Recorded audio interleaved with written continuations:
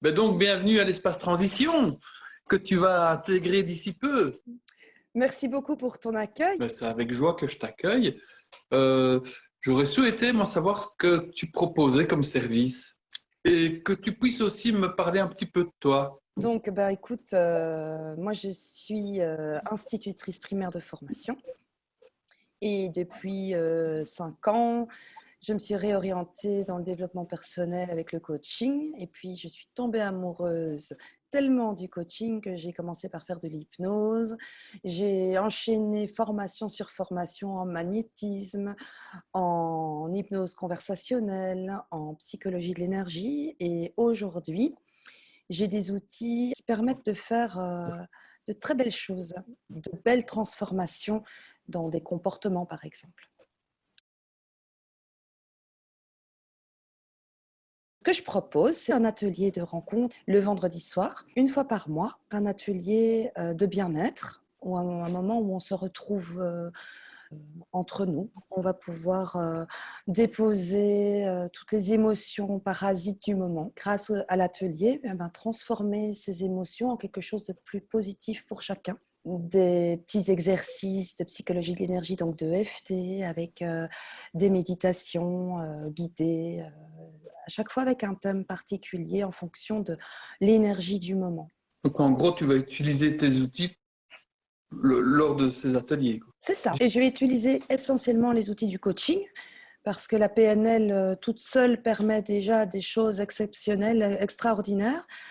Mais je pense vraiment que la psychologie de l'énergie, donc tout ce qui est EFT, donc la libération de l'énergie, c'est la traduction de l'anglais, ça permet, par exemple, si quelqu'un est dans l'état de peur, et pour l'instant il y a beaucoup de gens qui ont peur, eh bien avec des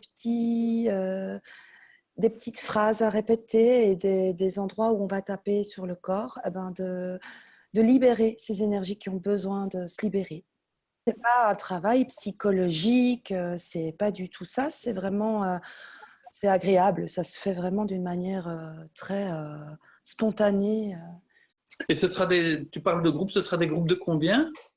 En fonction des règles du Covid, on doit faire attention, donc je pense qu'on sera un maximum 6-7 dans une même pièce. Avec les règles Covid respectées, bien sûr, pour éviter tout problème. Quelle est la différence entre un atelier et une séance individuelle? Quels sont les avantages d'un atelier? On a le groupe qui porte, permet d'échanger sur nos ressentis. Par exemple, j'ai vraiment envie de travailler dans un premier temps sur le thème de la semence. On est en début d'année, donc on va germer des choses pour tout au long de notre année. On va créer notre année. Tout au long de l'année, j'ai envie de faire des ateliers une fois par mois où on va créer ce qui est bon pour nous. Mais bien sûr, en écoutant l'état interne d'aujourd'hui. Donc aujourd'hui, en 2022, comment je suis aujourd'hui. Et avec chacun qui sera présent dans l'atelier, ça va faire résonance parce qu'on est en miroir avec les autres. Et je pense que le groupe va se former autour de personnes qui auront besoin des réponses de chacun. Et ça va permettre d'évoluer en petits groupes avec nos ressentis, avec ce que chacun a envie de présenter à l'autre, mais aussi de se présenter à soi-même. C'est un travail intérieur tout en étant en groupe, ce qui permet des rencontres, le relationnel. Voilà, je pense que c'est très riche le groupe. On va dans une recherche introspective où on n'est qu'avec le coach et ça va aller plutôt travailler une problématique spécifique. Par exemple, quelqu'un va se rendre compte qu'il a un deuil à travailler. Eh bien, le deuil à travailler, je ne vais pas le travailler en groupe.